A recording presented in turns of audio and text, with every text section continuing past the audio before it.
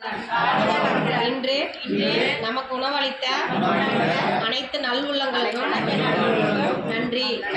இன்றைய பொழுதை நன்மையாக அமைத்த இறைவனுக்கு நன்றி. நாளைய பொழுதும் நன்மையாக விடிய இறைவனை பிரார்த்திப்போம். வாழ்க வளமுடன். வேலுண்டு வினையில்லை, மயிலுண்டு பயமில்லை, புகனுண்டு குறைவில்லை, கந்தனுண்டு கவலை இல்லை. வேல்வேல் முருகா, வெற்றிவேல் முருகா. வந்த வினையும் வருகின்ற வல்வினையும் கந்தனென்று சொல்ல கலங்கிடுமே.